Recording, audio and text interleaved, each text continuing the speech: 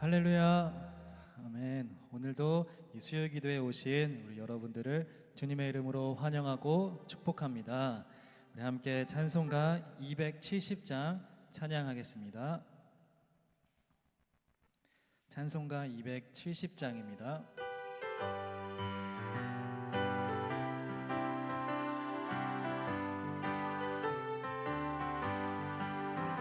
편찮는 주님의 사랑과 거룩한 보혈의 공로를 우리 더 찬양을 합시다. 주님을 만나볼 때까지 예수는 우리를 깨끗게 하시는 주시니 그의 피 우리를 눈보다 더 이게 하셨네. 우리를 깨끗게 한 피는 무궁한 생명의 물일새 생명의 구원을 받은 자 하나님 찬양을 합시다. 예수는 우리를 깨끗게 하시는 주시니 그의 피 우리를 눈보다 더 이게 하셨네.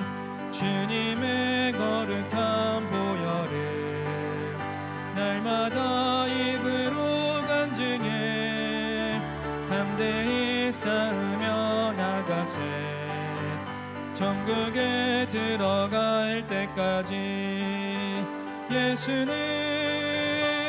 우리를 깨끗게 하시는 주시니 그의 피 우리를 눈보다 더 이게 하셨네.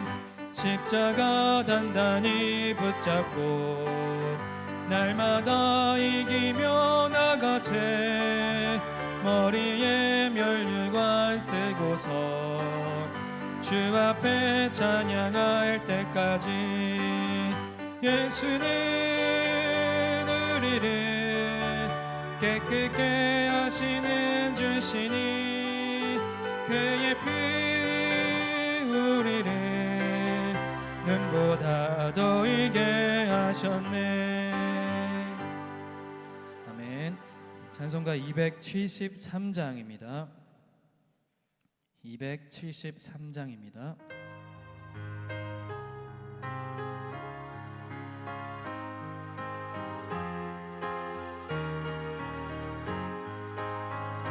나 주를 멀리 떠났다 이제 옵니다.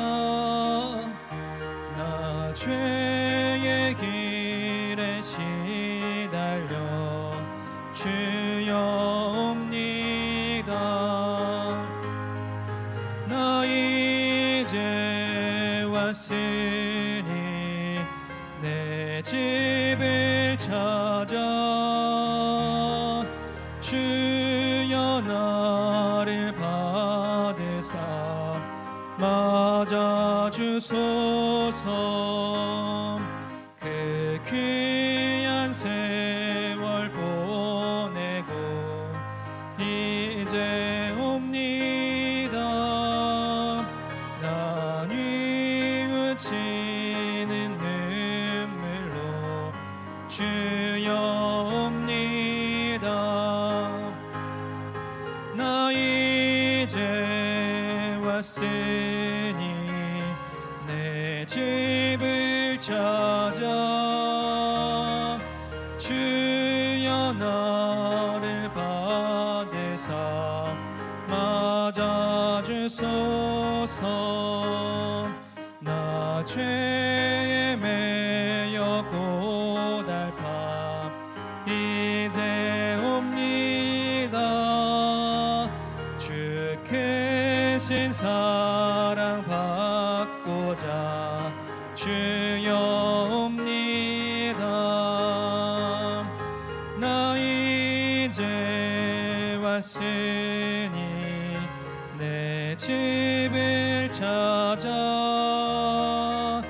주여 나를 받으사 맞아주소서. 이 병든 마음을 고치려 이제 옵니다.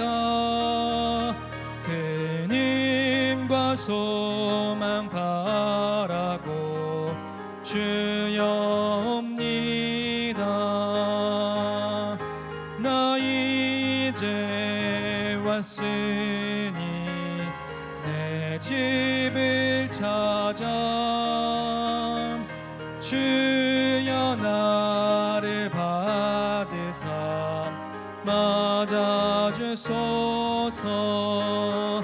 나 바랄 것이 무언가 우리 주 예수 날 위해 죽임 당하심 믿고 옵니다. 나 이제 왔으니 내 집을 찾아 주여 나를 받으사 맞아주소서.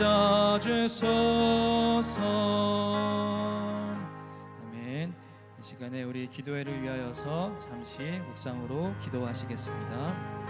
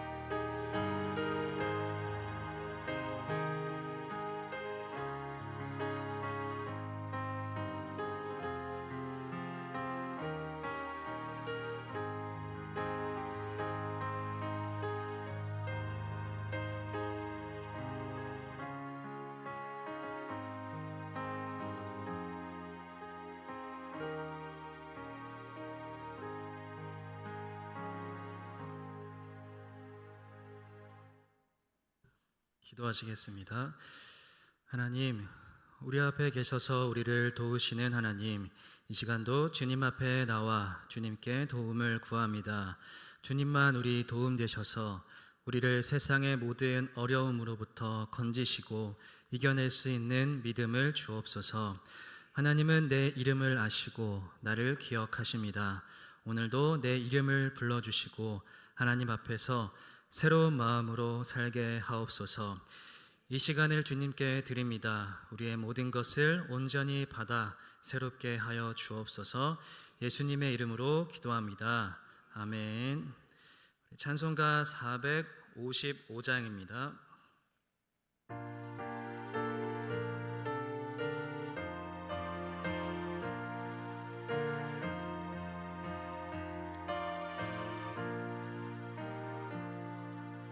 주님의 마음을 본받는 자, 그 마음의 평강이 찾아오면 험악한 세상을 이기리니 하늘로부터 힘함이로다. 주님의 마음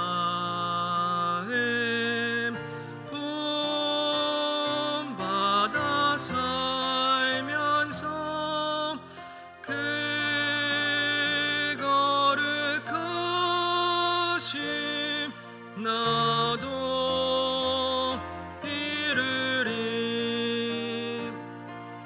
주 모습 내 눈에 안 보이며 그 음성 내 귀에 안 들려도 내 영혼 날마다 주를 만나 신령한 말씀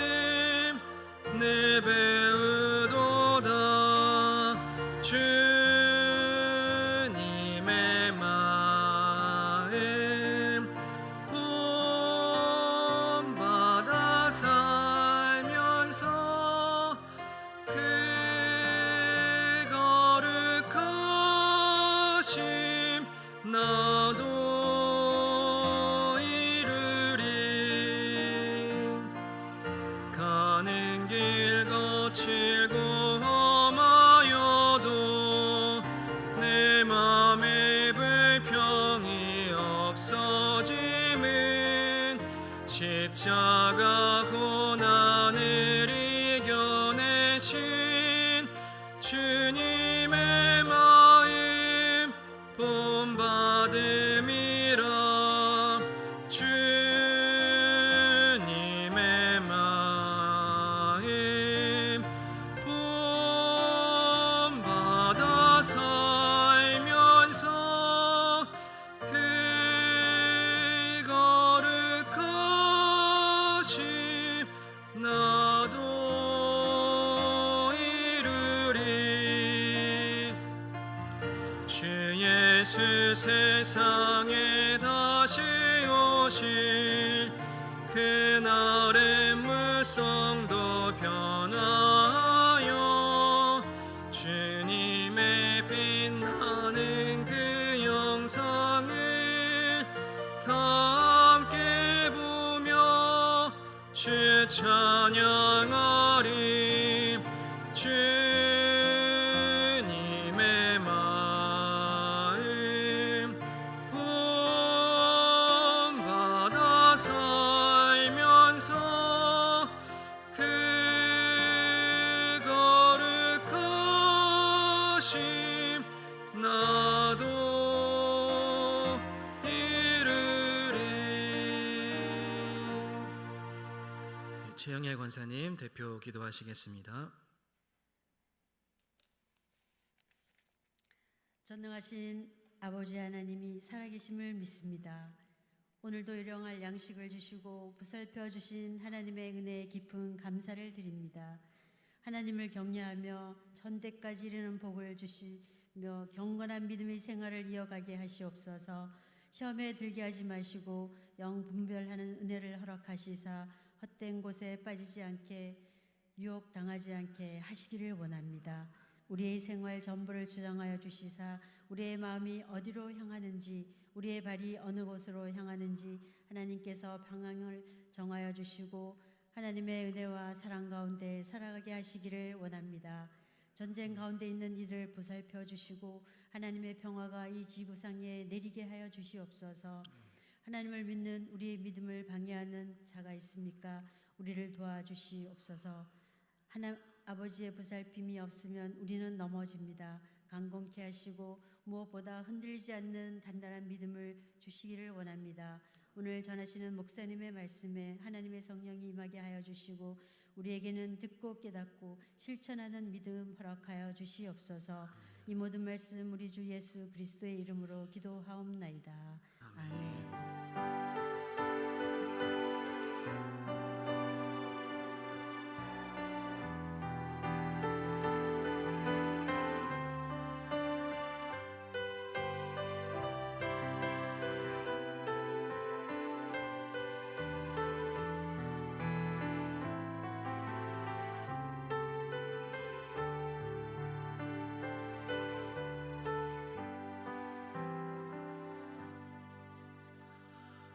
오늘 우리에게 주신 하나님 말씀은 창세기 2장 18절에서 25절까지의 말씀입니다.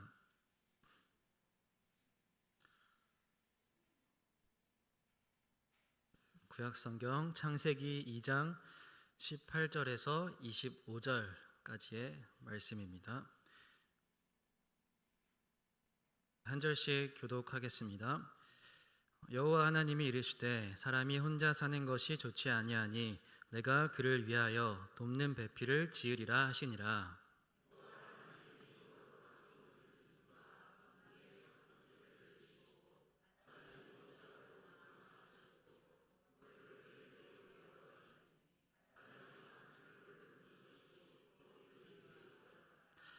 아담이 모든 가축과 공중의 새와 들의 모든 짐승에게 이름을 주니라. 아담이 돕는 배필이 없으므로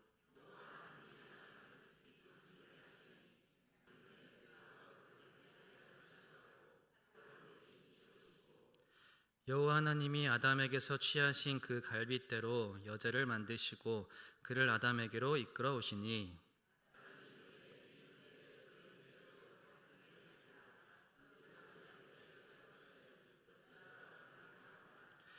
이러므로 남자가 부모를 떠나 그의 아내와 합하여 둘이 한 몸을 이룰지로다.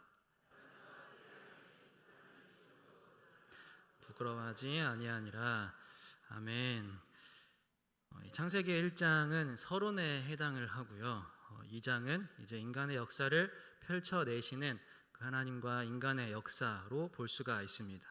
1장과 2장이 같이 천지 창조에 대해서 말씀을 하지만 그래서 얼핏 보면 좀 비슷해 보이기도 하지만 1장은 더 큰 범위에서 창조와 천지 창조와 또 빛과 해와 땅과 또 생물들을 지으시고 인간까지 그리고 마지막 안식까지 하시는 그 커다란 범위에서의 창조 선언이라고 할 수 있고 2장은 이제부터 이 인간에게 그 권한을 맡기시고 하나님께서 인간에게 권한을 맡기시고 다스리고 돌보라고 하시는 그 권한 부여와 함께 인간이 그 자유의지와 그 주권을 가지고 어떻게 그 일들을 해 나가는지에 대한 인간의 역사로 그 이야기를 우리가 볼 수가 있습니다. 그래서 2장 18절에 오늘 본문 말씀을 보면요. 여호와 하나님이 이르시되 사람이 혼자 사는 것이 좋지 아니하니 라고 나옵니다. 사람이 혼자 사는 것이 좋지 않다라고 이렇게 말씀을 하십니다. 이것은 하나님께서 홀로 계신 분이 아니라 하나님은 그 존재 자체가 함께 또 관계로서 존재하시는 분이시기 때문에 항상 자연 생태계이든지 또는 자신이 만드신 자연 만물과 또 생명들과 이 사람들과 함께 언제나 연결되어 계시고 또 연합함으로 계시는 분이기 때문에 하나님은 이 홀로 계시는 분이 아니라 언제나 관계로서 함께 계시는 분이시기 때문에 혼자 사는 것을 만족스러워 하지 않으십니다. 인간을 바라봤을 때도 혼자 사는 것을 만족스러워하지 아니하시고 좋게 보시지 아니하였다라는 것입니다. 그래서 이 돕는 배필을 지으시는데요. 먼저는 이 사람을 지으시는 것이 아니라 어떤 것들을 지으시냐면 19절 말씀에 들짐승과 또 흙으로 각종 들짐승과 새와 또 모든 생물들을 이렇게 돕는 배필로 지으셨다는 것입니다. 그러니까 하나님께서 이 돕는 배필을 지으시는데 사람이 혼자 있는 것이 좋지 못하여서 돕는 배필을 지으시는데 이 자연 만물의 생명체들을 돕는 배필로 지으시고 보내주셨다는 것입니다. 그런데 이것은 우리가 순서로 바라보면 안 되는 것인데 이것을 말씀을 보면은 이 사람이 먼저 있고 그 다음에 생명체들이 새로 생겨났다라고 이렇게 볼 수도 있지만 이것은 순서로 보는 것이 아니라 이 주도권, 이 주권을 가진 자가 누구냐의 중요성을 가지고 먼저 바라봐야 하는 것입니다.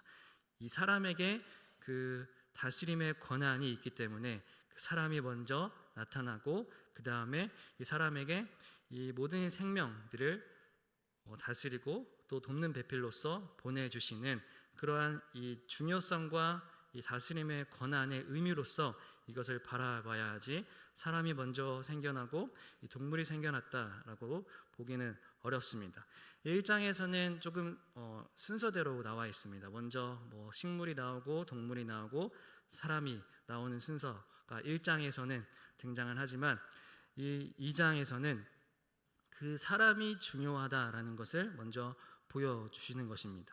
사람이 그 주권을 가지고 있고 이제 돕는 배필을 보내주셔서 그래서 이것은 이 사람을 위하여서 사람을 계획하심으로 아주 태초부터 사람을 계획하셔서 이 돕는 배필로서 모든 생태계와 물과 흙과 땅과 모든 식물들을 다 창조하시고 그리고 사람을 살게 하시는 그 의미로서 그 중요성으로서 이 구절을 우리가 바라봐야 하는 것입니다.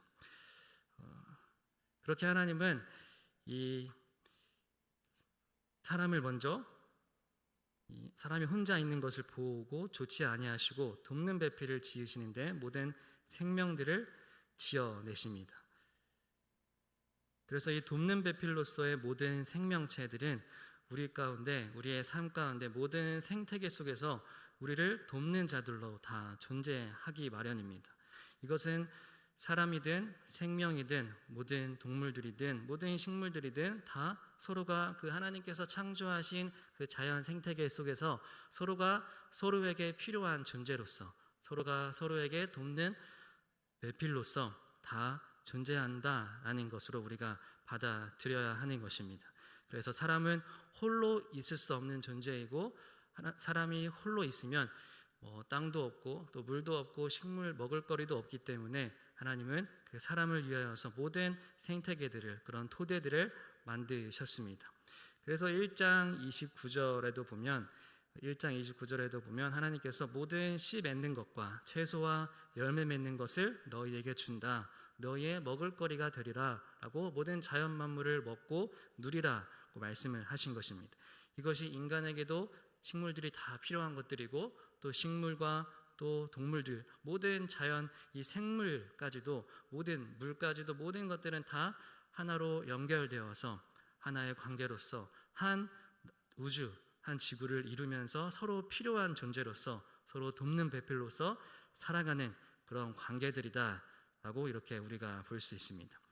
그리고 나서 이제 그 아담이 이름을 짓는데요, 하나님께서 주신 권한을 가지고 이 모든 생명체들에게 이름을 부여합니다.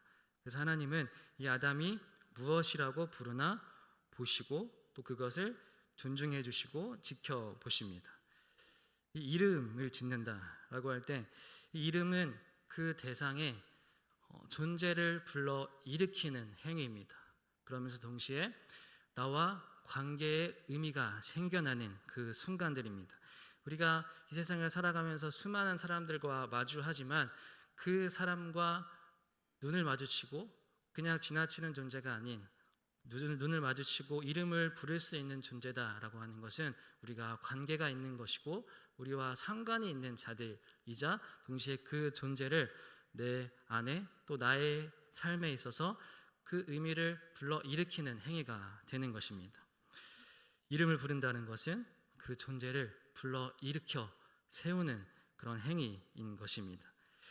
이 김춘수의 꽃을 보면요, 이렇게 나옵니다. 내가 그의 이름을 불러주기 전에는 그는 다만 하나의 몸짓에 지나지 않았다. 우리가 잘 알고 있는 유명한 시이죠. 내가 그의 이름을 불러주었을 때 그는 나에게로 와서 꽃이 되었다.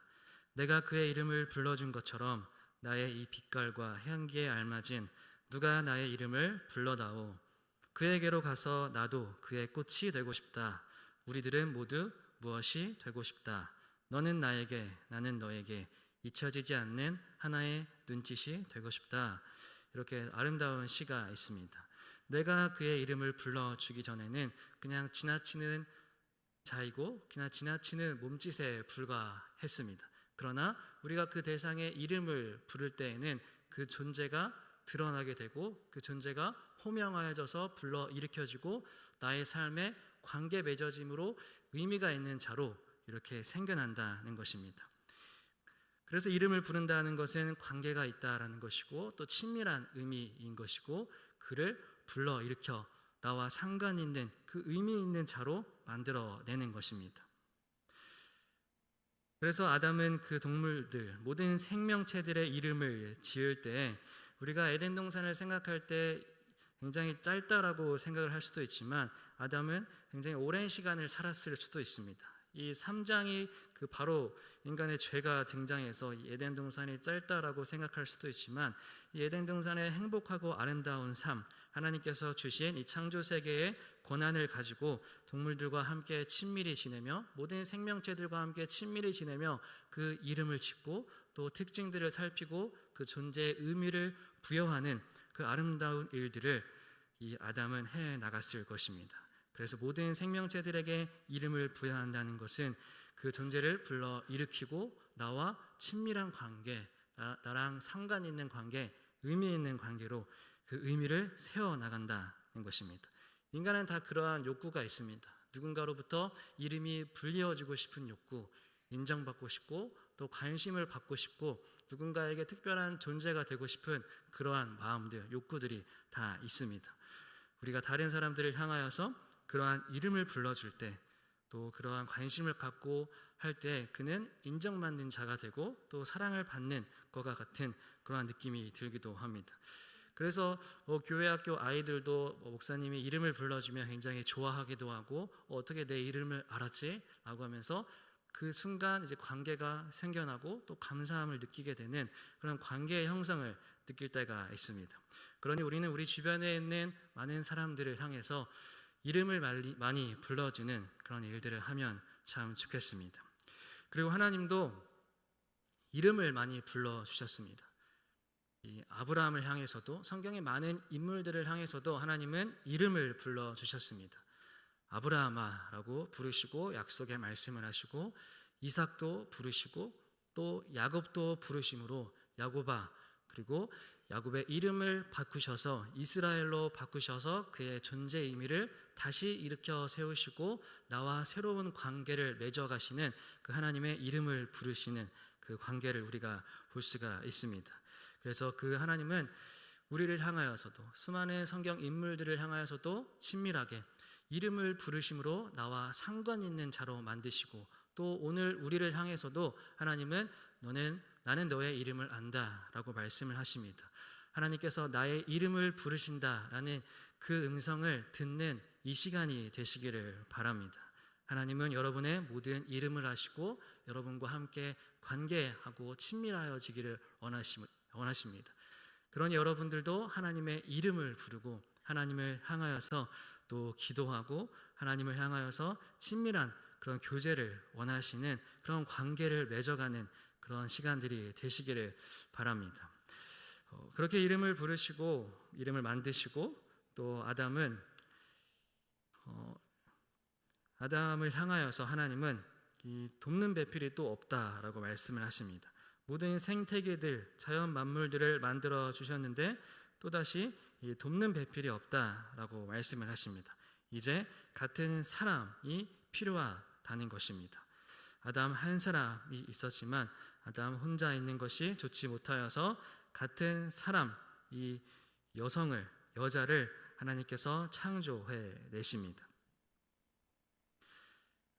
돕는 배필이라고 하는 단어를 우리가 더 깊이 살펴보고자 하는데요. 이 새한글 성경에서는 도울 짝이라고 표현을 했습니다. 굉장히 좋은 표현입니다. 이 원어적인 의미로 봐도 이 배필이라는 것은 조금 우리에게 옛날스러운 말이고 좀 어려운 말인데, 이 짝, 또 알맞은 짝이라고 하면 더 쉽게 다가옵니다. 그래서 쉽게 표현하면 이 돕는 배필이라는 것은 도울 짝, 나를 돕기에 알맞은 짝이라고 할 수 있습니다. 이 돕다라는 말은 원어로 봐도 영어로 봐도 다 같이 그냥 돕다라는, 영어로는 헬퍼의 의미가 있고요. 또 원어로는 에제르라고 하는 돕다의 의미가 있고, 이 배필도 네게드, 케네게드라고 해서 이 배필이라는 단어를 조금 더 살펴보면 영어로는 이 수터블이라고 해서 이 수트가 잘 맞다, 수트핏이 잘 맞다라고 우리가 표현을 하는데, 이 몸에 잘 맞다, 옷이 우리의 몸에 딱 알맞다라고 할 때 이 배필, 이 짝이라는 그런 표현을 의미를 가지고 있습니다. 그리고 또 이 배필이라는 단어를 더 풍성하게 살펴보면 이 마치 데칼코마니처럼 한쪽 종이에 그림을 그려서 또 다른 종이를 덮었을 때, 그리고 펼쳐냈을 때 똑같은 짝을 이루는 것이 이 배필이라는 의미입니다. 또 신발 한 짝도 우리가 이 배필의 의미, 이 네게드의 의미라고 할 수 있습니다. 그러니까 짝이 딱 맞는 것, 이러한 이 짝이 딱 맞는 것, 알맞은 것, 적합한 것, 이것이 이 배필의 네게드라는 단어의 의미입니다.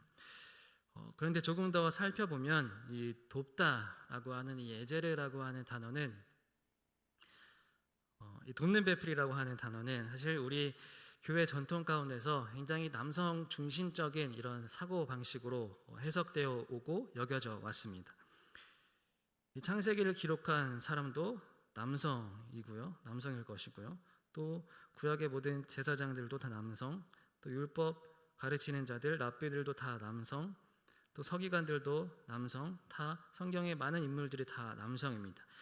이 남성 중심적인 사고 방식으로 기록되었을 것입니다. 그것은 우리가 배제할 수 없었고, 또 종교 개혁자인 마틴 루터도 이 가톨릭의 부패와 타락을 고발하고 비판하면서 종교 개혁을 일으켰지만, 그 여성에 대한 그런 생각은 굉장히 폄하적인 생각, 굉장히 차별적인 생각을 가지고 있었습니다.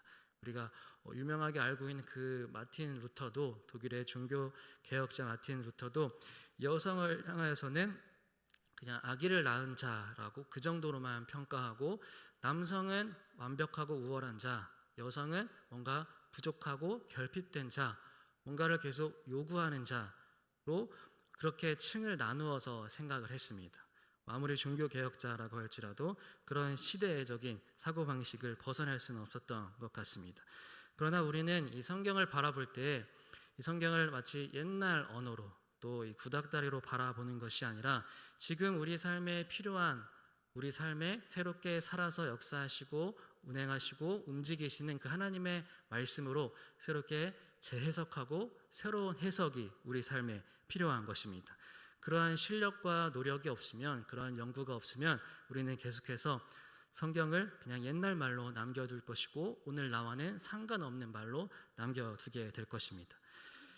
그러나 그렇게 보지 않더라도, 그렇게 어렵게 해석하지 않더라도 이 돕는 배필이라는 말을 살펴보면요, 이 돕다라고 하는 에제르라고 하는 단어는 성경에서 하나님이 나를 돕는다라고 할 때 주로 사용이 되었습니다. 대부분 하나님이 나를 돕는다 할 때 이 에제르를 사용을 했습니다. 나의 도움이 어디서 올꼬?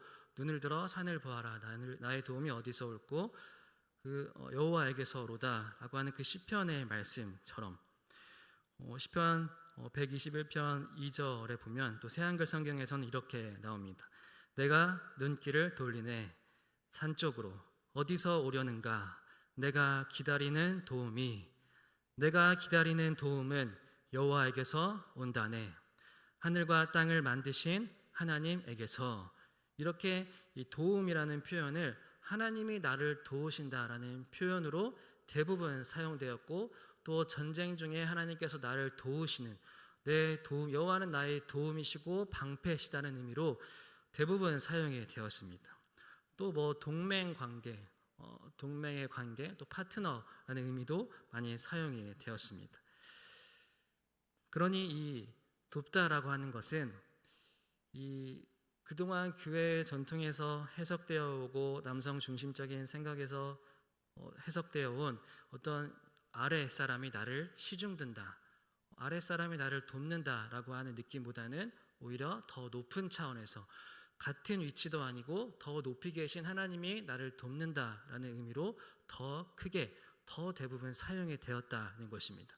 그러니 여기에 돕는 배필은 하나님이 나의 돕는 배필이 되신다라는 의미이고, 하나님께서 나의 도움이 되시고 그 높으시고 전능하신 하나님께서 나의 도움이 되신다라고 하는 그런 의미로 받아들여야 할 것입니다. 그리고 배필이라는 단어도, 이 짝이라는 단어도 이 케네게드라고 하는 단어인데, 대부분의 성경에서 하나님을 내 앞에 모신다라고 할 때 쓰입니다. 내 앞에라는 의미를 가지고 있는 단어가 네게드인데요, 내 앞에 또는 마주하다, 맞은편의 의미로서 이 네게드 배필이 가지고 있습니다. 그래서 한 가지 구절만 살펴보면 시편 16편 8절에 내가 여호와를 모십니다. 내 앞에 언제나 여호와가 내 오른쪽에 계셔서 나는 흔들리지 않습니다 라고 하는, 하나님을 내 앞에 모시고 하나님이 내 앞에 계시기 때문에 나는 흔들리지 않습니다 라고 하는 그런 의미로, 나를 도우시고 내 앞에서 도우시는 하나님이 계신다라고 하는 의미로, 하나님이 나를 도우시고 하나님이 내 앞에 계신다라는 의미로 이 돕는 배필이라는 단어가 무지하게 많이 사용되었다는 것입니다. 그러니 이 돕는 배필이라고 하는 것은 나의 아랫사람이 나에게 시중든다, 아랫사람이 나를 돕는다라는 의미가 아니라 전능하시고 높으신 하나님이 나를 도우신다라고 하는 의미로 우리가 받아들여야 한다는 것입니다. 그러니 돕는 배필을 우리가 여자로 여길 때 그는 하나님을 내 앞에 모심과 같이 여겨야 할 것이고, 그렇게 하지 못하더라도 이 사람은, 이 여자는 하나님께서 나에게 보내주신, 내 앞에 하나님을 대신해서 보내주신 사람이다 라고 하는 것을 우리가 기억해야 하는 것입니다. 돕는 배필은 그러한 의미가 있습니다. 그리고 그 다음 구절로 넘어가 보겠습니다. 21절에 보면 여호와 하나님이 아담을 깊이 잠들게 하시니 잠들매 그가 그 갈빗대 하나를 취하고 살로 대신 채우시고, 이렇게 나옵니다. 그래서 갈빗대라고 나옵니다. 하나님께서 아담을 이 갈빗대 하나를 취하셔서 이제 돕는 배필인 여자를 만드시려고 하십니다. 이 갈빗대라고 하는 것은 또 다른 표현으로는 성경에서 또 옆쪽, 옆구리로 많이 표현이 되었습니다. 이것은 이 전쟁에서 옆구리를 찔린다, 옆구리를 당했다라는 표현으로 많이 쓰였고, 또 옆구리, 갈빗대라는 표현은 적군의 옆구리를 찌른다라고 할 때 많이 사용이 되었습니다. 그래서 전쟁 중에, 그래서 그 취약한 곳을 공략한다 또는 취약한 곳이 당했다라고 할 때 이 약한 의미가 이 갈빗대이자 옆구리의 의미로 사용이 되었습니다.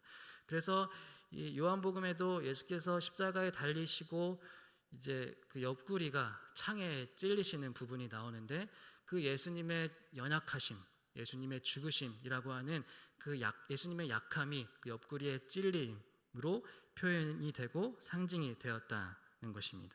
그러니 하나님은 아담의 그 약한 부분을 이렇게 하나를 취하시고 또 그 약한 존재로 여자를 만드셨다는 것입니다.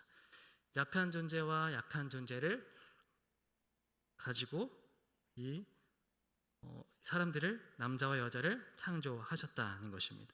이것은 이 남자도 약한 존재이고 여자도 약한 존재이고 부족한 존재들이 서로 만나서 그 부족한 부분을 채우고 보충함으로 서로 완전한 형태, 완전한 하나님의 형상을 이루라고 하신 하나님의 뜻이라고 볼 수가 있습니다. 그래서 창세기 1장 27절에도 보면요, 다 같이 한번 옆장이니까 1장 27절을 함께 읽어보도록 하겠습니다. 시작.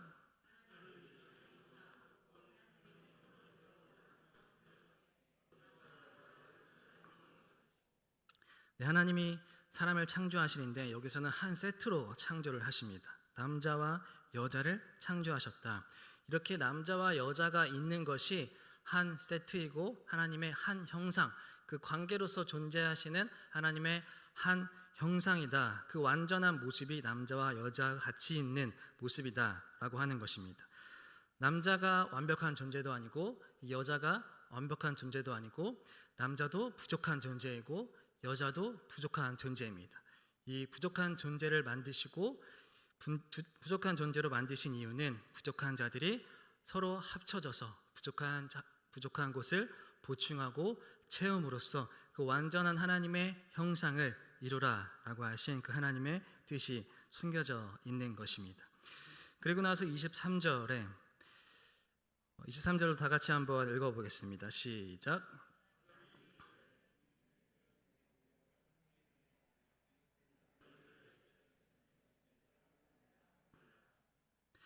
네, 이렇게 아담은 남자는 여자를 보고 사랑의 고백을 합니다. 내 뼈 중에 뼈요, 내 살 중에 살이라.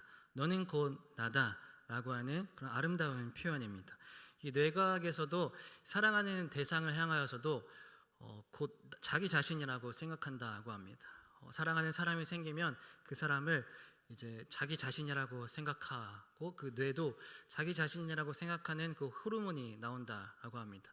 그래서 나처럼 여겨서 지키고 보호하려는 그런 호르몬이 나오고, 그것이 아내이든 남편이든 또 자식이든 이 사랑하게 되면 나 자신으로 여겨서 뇌가 나 자신으로 인식해서 그 대상을 지키고 보호하고 사랑하려는 그러한 호르몬이 생겨난다고 합니다. 그러나 또 단점으로는 나 자신이라고 여겨서 쉽게 통제하려고 하는 것도 있고, 그래서 통제가 잘 안 되고 말을 잘 안 들으면 또 화를 내기도 하고, 사람은 통제가 안 되면 분노가 나긴 하는데, 그렇게 가족끼리 서로 화를 많이 내는 이유는 자기 자신이라고, 사랑하기 때문에 자기 자신이라고 여기기 때문에 더 편하게 화를 내기도 합니다. 그리고 24절로 넘어가겠습니다. 이러므로 남자가 부모를 떠나 그의 아내와 합하여 둘이 한 몸을 이룰지로다. 여기서 중요한 것은 남자가 부모를 떠나는 것입니다. 결혼을 한다는 것은 남자가 부모를 떠나는 것입니다. 이것이 중요한 것입니다. 부모의 이 자녀 양육에 있어서 가장 큰 목표와 목적지는 이 자녀를 떠나 보내는 것입니다. 자녀를 돌보는 것이 목적이 아니라 자녀를 독립시키고 또 다른 부모로 만들어내는 것, 내보내는 것이 이 부모의 가장 최종적인 궁극적인 목표라고 할 수 있습니다. 가끔 이 결혼 프로그램을 자주 보곤 하는데요. 저희 아내가 되게 그런 걸 좋아해서 저도 가끔 별로 보고 싶지 않은데 막 이혼 승려와 같은 그런 프로그램을 봅니다. 그런 거 보면 막 열받고 스트레스 받고 답답해서 별로 안 보고 싶은데 그래도 가끔 빨려들어서 보면은 많은 경우에 이 남자가 자기의 이 친가, 이 시댁 가족으로부터 벗어나지 못하는 그러한 것들 때문에 갈등이 일어나는 경우가 굉장히 많음을 볼 수가 있습니다. 그래서 막 사회자들이 남편에게 질문을 할 때 뭐 아내이냐 부모냐 또 아내이냐 자신의 가족이냐라고 물었을 때 대답도 잘 못하는 그러한 선택을 잘 못하는 그런 바보 같은 사람들이 참 많이 있습니다. 말이라도 그렇게 아내라고 선택을 해야 되는데 그런 지혜와 이런 유도리가 없는 것이죠. 그래서 이 남편이 중간 역할을 참 잘해야 한다는 것을 제 얘기하는 것입니다. 남편이 중간 역할을 잘해야 이 시댁과 아내 사이에서 행복한 이 가정을 이룰 수가 있고 또 단적으로는 우리가 무엇을 선택했냐를 물었을 때 이 남자는 아내를 선택해야지 부모를 선택하면은 안 된다는 것입니다. 부모에게는 서운한 일이지만 그렇게 아들이 그렇게 안 되면 부모가 나서서 그렇게 떠나 보내야 하는 것이 부모로서의 최종적인 역할이라는 것입니다. 그렇게 할 때에 자녀들도 서로 행복하게 살고 나중에는 또 다시 효도를 하고 또 더 잘하게 되는 것을 우리가 그 원리를 잘 파악을 해야 하는 것입니다. 그리고 마지막 25절을 보면요. 다 같이 한번 읽어보겠습니다. 시작.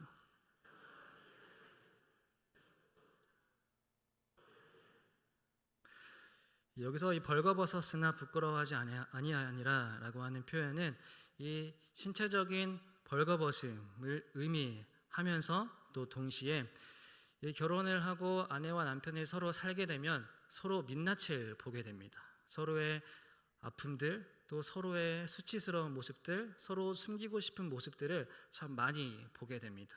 그러나 그것들을 통하여서 이 관계가 나빠지는 것이 아니라 서로의 아픔들을 공유하고 서로의 부끄러운 모습들을 들켰지만 서로 함께 공유하고 이야기하고 나눔으로써 더 깊은 관계로 나아가는 것이 이 부부가 한 몸을 이루고 그 벌거벗었으나 부끄러워하지 아니하는 그 충만한 단계로 나아가는 그 부부의 관계다라고 하는 것입니다. 이것은 신체적인 벌거벗음도 있지만 이 정서적으로 또 정신적으로 또 신앙적인 그런 의미 안에서 부부가 서로의 수치스러운 모습 또 과거의 아픈 모습 또 살아가면서 이 모난 부분들 이러한 부분들을 발견하지만 서로 함께 품고 공유함으로써 더 깊은 관계와 더 충만하고 성숙한 단계로 나아가는 것을 경험하는 것이 이 부부의 관계라고 하는 것입니다. 이것을 경험하지 못하면 부부간의 갈등을 통하여서 더 부끄러움을 서로 공유하고서 더 충만한 깊은 관계로 나아가지 못한다면 그것은 부부의 관계로서의 그 온전한 모습이 아니다라고 우리가 볼 수가 있습니다. 이렇게 25절까지 살펴보았는데요. 돕는 배필에 대해서 나오니까 저도 저희에 대한 이야기를 한번 해보려고 합니다. 저도 제 이야기를 많이 하는 그런 유형은 아닌데 그래도 이 교회를 또 사랑하는 마음이 있어서 그런 것 같고 또 이 재단에서 저를 있는 모습 그대로 다 드린다라고 하는 마음으로 그렇게 이야기를 하려고 합니다. 그러나 한 가지 확실한 것은 듣는 여러분들에게는 은혜가 될 것이라는 것입니다. 그러나 다만 저만 조금 후회가 되겠죠. 고민이 조금 되긴 하지만 그래도 하나님께 드린다는 마음으로 드려보도록 하겠습니다. 제가 이런 얘기는 이제 뭐 청년부 수련회나 어디 가서 이렇게 공짜로 하는 이야기는 아닌데 특별히 오늘 하도록 하겠습니다. 또 어른들 앞에서 하려니까 조금 민망한 부분도 있기도 한데요. 제가 제 아내를 처음 만났을 때 첫눈에 반하지 않았습니다. 다들 이제 너가 감히라는 그런 표정을 지으시는 것 같은데, 또 어이없다라는 표정을 지으시는 것 같은데 실제로 그러했습니다. 이제 왜 그러하냐면 처음 소개로 만났는데 신대원 3학년 때 소개로 만났습니다. 지금과 같은 3월이었습니다. 근데 처음 그 대학로 티켓을 소개해준 분으로부터 받아서 이제 연극을 봐라라고 해서 이 해화역 1번 출구에서 만나기로 했습니다. 그래서 저는 1번 출구에서 기다리고 그 여인은 이제 에스컬레이터로 이렇게 올라왔습니다. 그런데 딱 봤을 때 저 사람이구나 하고 이렇게 알아봤습니다. 그런데 이 사람이 아니면 좋겠다라는 생각도 갑자기 들었습니다. 왜 웃으시죠? 그래서 집에 가고 싶다라는 생각이 바로 들었습니다. 왜 그러하냐면 그 사람의 이 어두운 모습들이 굉장히 갑자기 저한테 보이기 시작했습니다. 그 겉모습을 봤을 때 이 아름다워 보이지 않고 그 어두운 모습이 굉장히 저에게 보였습니다.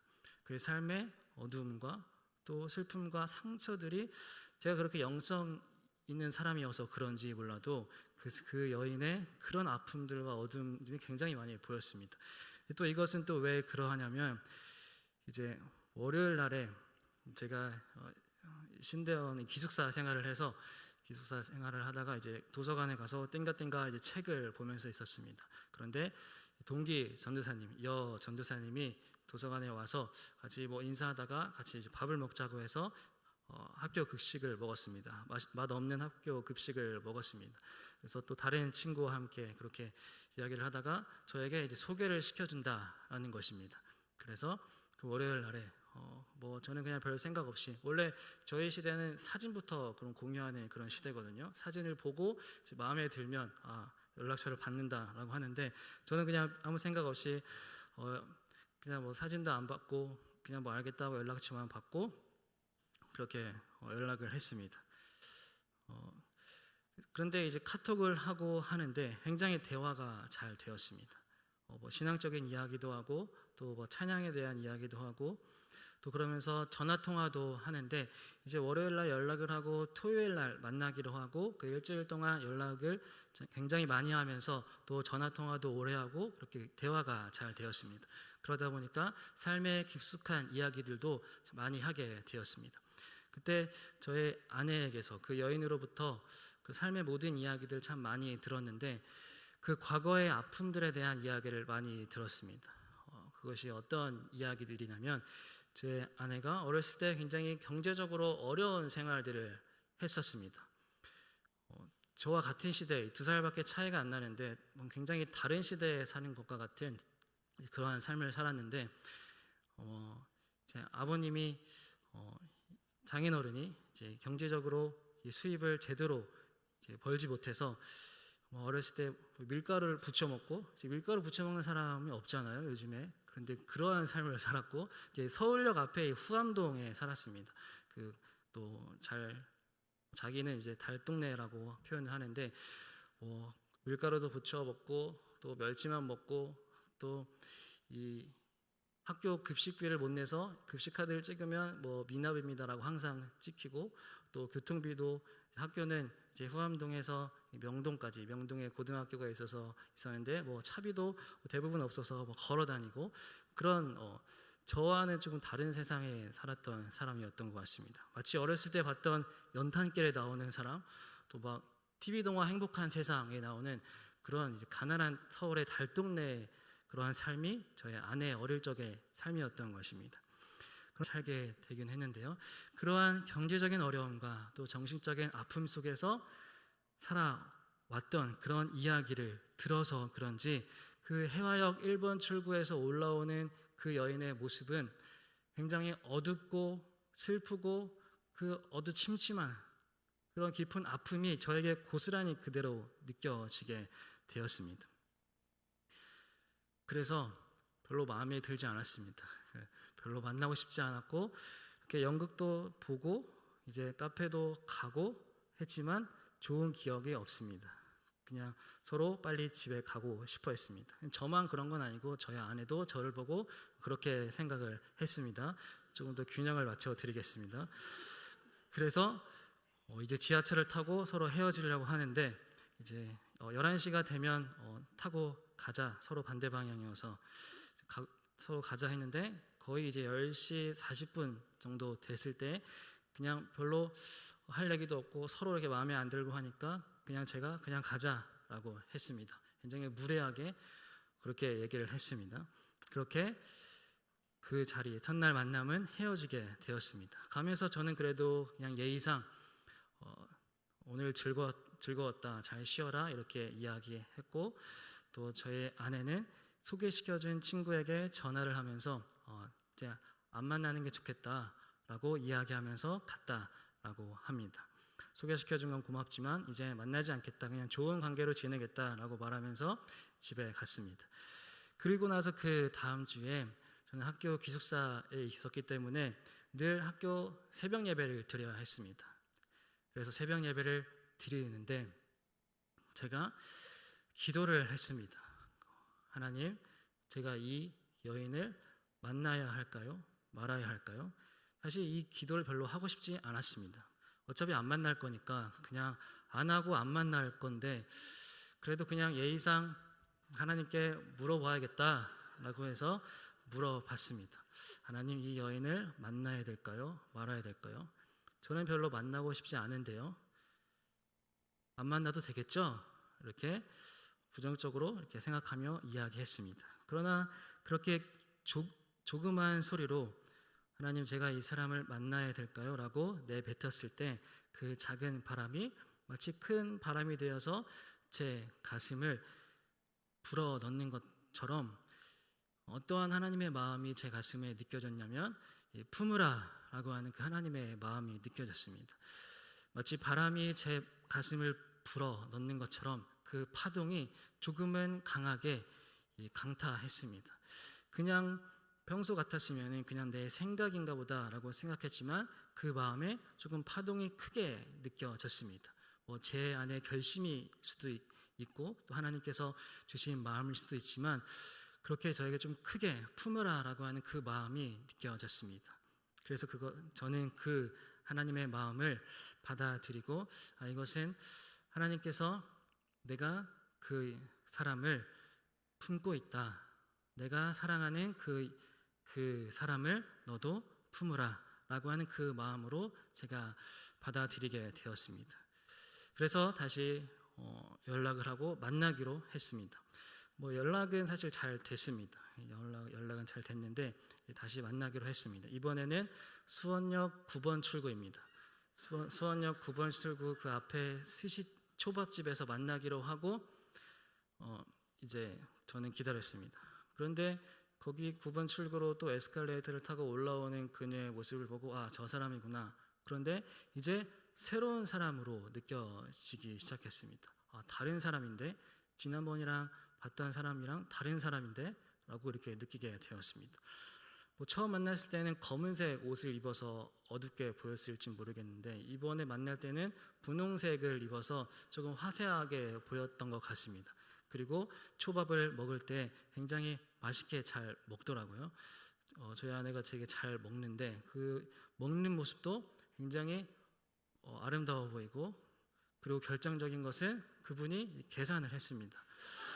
거기가 결정타였습니다. 거기서 제가 넘어갔습니다. 가난한 신학생에게 초밥을 사주는 직장인 여성, 아주 메리트가 있습니다. 그러니까 여러분들도 자녀들을 혹시 결혼시키고 싶고 또 혹시 여기 청년들 중에 결혼하고 싶다, 새로운 사람을 만나고 싶다라고 하면 남성들은 아니고 여성들은 이제 결제를 먼저 하시면 이제 굉장히 성공할 확률이 높습니다.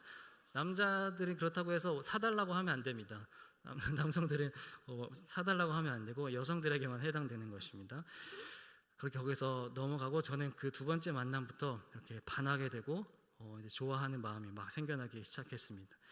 그렇다면 저의 아내는 왜 또 저를 또 만났을까라는 것을 생각하게 되면 그 처음 만나고 지하철을 타고 집에 갈 때 저를 소개시켜준 그 전도사님, 우리를 소개시켜준 그 전도사님, 둘이 친구인데 그 전화를 할 때 이제 못 만나겠다라고 했을 때 그 전도사님이 그래도 예의상 더 몇 번 만나봐라라고 권해 주었고, 그 다음에 한 말이 이제 중요합니다. 이 신학생 중에서도 그러한 사람이 없어. 네, 중요한 포인트입니다. 아주 제가 한 말이 아닙니다. 그분이 한 말입니다. 사람을 잘 본 거죠. 그래서 또 만나게 되었습니다. 두 번째 만나고 세 번째는 이 서울숲에서 벚꽃, 지금 4월달에 벚꽃이 피는 곳에 만나게 되었고, 그때는 저희 아내가 저를 또 새롭게 바라보게 되었습니다.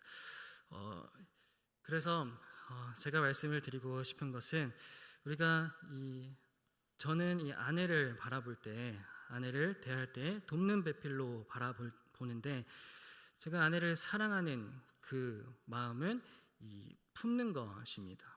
하나님께서 저에게 품으라 하는 마음을 주셨기 때문에 저는 이 아내의 과거의 아픔과 그런 어두움과 그런 상처들까지도, 그의 눈물까지도 사랑하고 품는 것이 내가 해야 될 일이다라고 하는 것입니다.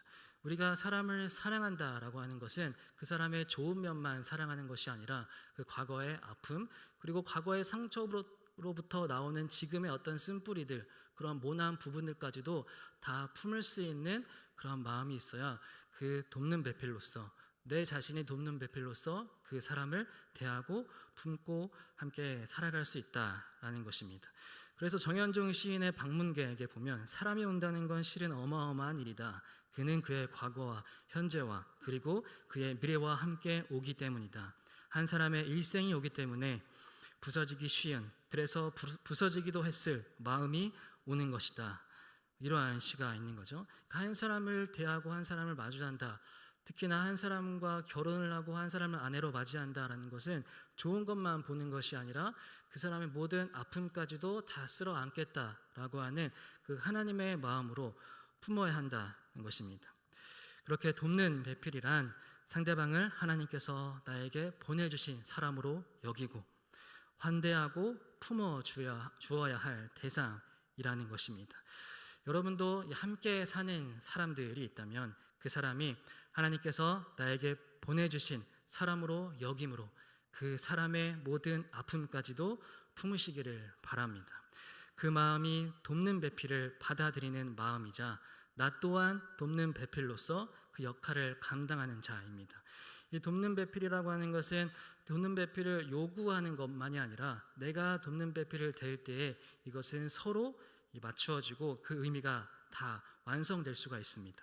돕는 배필만 요구하는 그런 믿음이 아니라 내가 돕는 배필이 되어야 한다는 그 마음이 있을 때 이것은 완성이 된다는 것입니다. 그렇게 품을 때 서로 벌거벗었으나 부끄러워하지 아니했던 것처럼 서로의 아픔과 민낯과 수치를 공유하고 나누지만 더 깊고 감동적인 성숙한 관계로 나아가는 것처럼 우리 모두가 나의 아내와 나의 남편을 돕는 배필로 여기고 하나님을 내 앞에 모심과 같이 또한 하나님께서 나에게 보내주신 사람이다라는 마음으로 품어주시기를 바랍니다. 아내와 남편에게도 그렇고요, 또 부모에게도 자녀들에게도 또한 교회 공동체 안에서도 우리는 서로를 돕는 배필로 여기고 나 또한 돕는 배필로서 하나님께서 주신 돌봄의 권한을 마음껏 누리시기를 바랍니다. 그리고 모든 사람의 부끄러운 모습들까지도, 내 주변에 있는 모든 부끄러운 민낯과 그 연약한 모습들까지도 성숙한 모습으로 인도해낼 수 있는 그런 모든 하나님의 형상들이 되시기를 주님의 이름으로 축원합니다. 아멘. 기도하겠습니다. 하나님, 우리에게 보내주신 돕는 배필을 하나님께서 보내주신 사람으로 여기고 품음으로 더 성숙하고 충만한 관계로 나아가게 하옵소서. 서로가 서로에게 돕는 배필이 되게 하셔서 아름다운 관계를 맺어가는 우리의 가정이 되게 하소서. 아내와 남편 사이에, 부모와 자녀 사이에, 우리의 교회 공동체 사이에서 서로 돕는 배필로서 품고 섬기는 이곳이 아름다운 동산이 되게 하옵소서. 예수님의 이름으로 기도합니다. 아멘. 찬송가 299장입니다.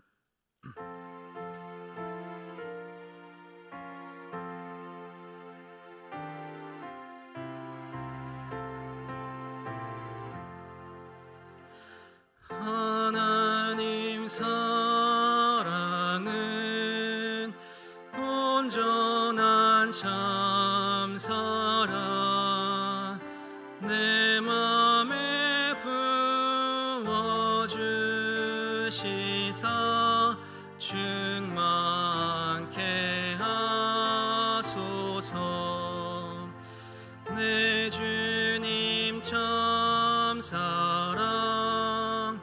햇빛과 같으니 그 사랑 내게 비추사 뜨겁게 하소서. 그 사랑 앞에는 풍파도 그치며 어두운 밤도 환하니 그 힘이 크도다. 하나님 사랑은 온전한 참사랑 내 맘과 영에 채우사 새 힘을 주소서.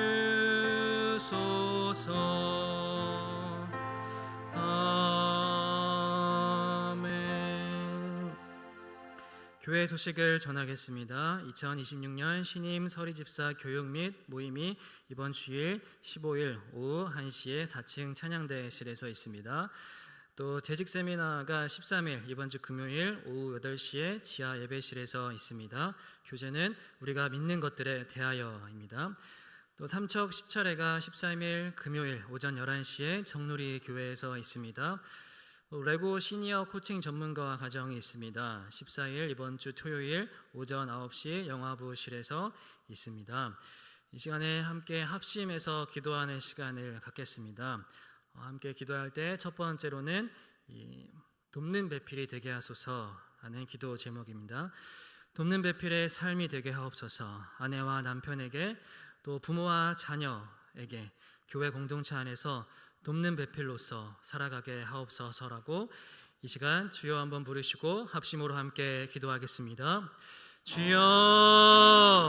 하나님, 우리가 가정 가운데서 또 부부로 살아갈 때, 또 아내로서 살아갈 때, 또 남편으로서 살아갈 때 하나님, 우리가 돕는 배필의 마음을 갖게 하시고 또 나에게 주신 돕는 배필로서 하나님께서 보내주신 사람이다, 하나님께 마음을 다함으로 하나님을 내 앞에 모심으로 여길 수 있는 우리의 그런 믿음과 사랑을 더하여 주옵소서.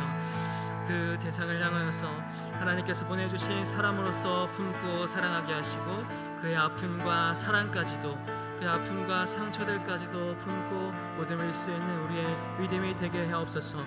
우리의 가정의 부모와 자녀들에게도 또 교회 공동체 안에서도 서로를 돕는 배필로 여기고 나 또한 돕는 배필로서 그런 완전한 관계를, 하나님의 형상의 관계를 충만히 이룰 수 있는 우리가 되게 하옵소서.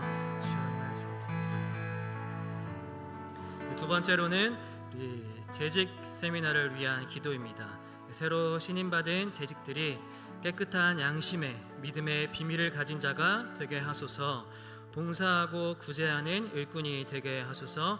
우리 새로 신임받은 재직들을 위하여서 우리 주여 한번 부르시고 합심으로 기도하겠습니다. 주여. 하나님, 새롭게 신임받은 재직들이 있습니다.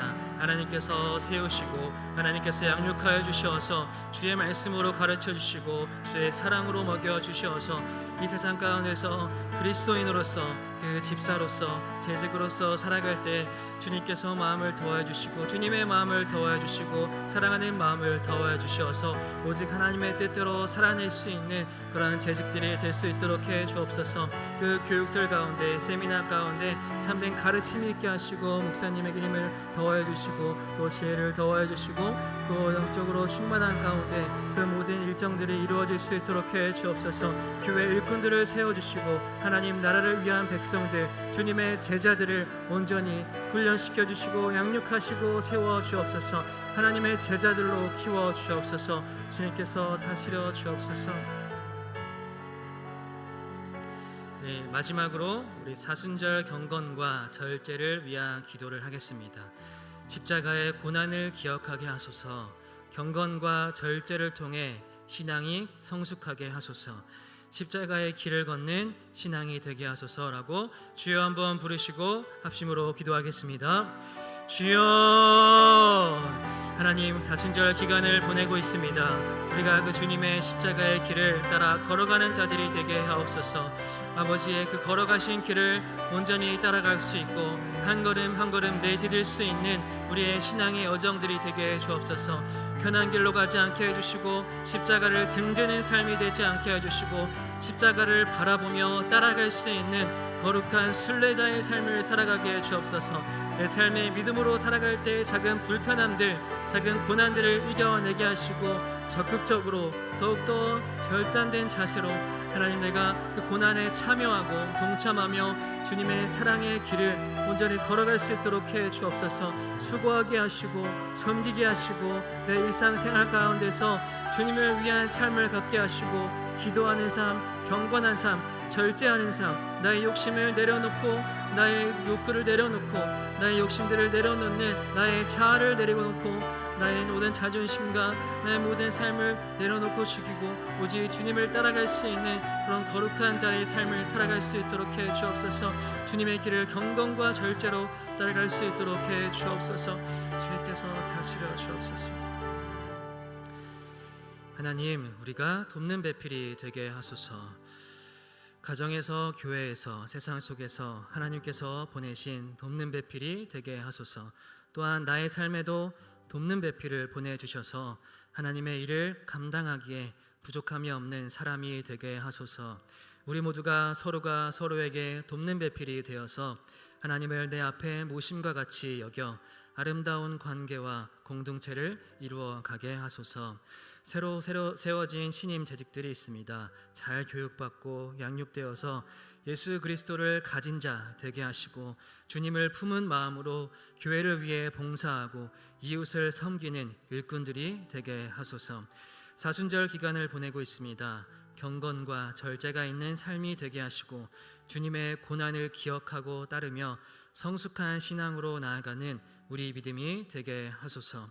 내 욕심과 고집을 내려놓고 주님께서 주신 십자가를 지고 걸어나가는 우리 삶이 되게 하소서. 이곳에 모인 모든 주님의 사람들에게 하나님 사랑을 부어주시고 그 사랑으로 충만하여져서 그 충만함으로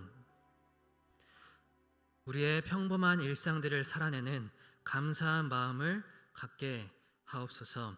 하나님께서 우리 모든 사람들을 돌보아 주시어서 하나님의 위로와 평강이 가득한 우리 삶이 되게 하소서.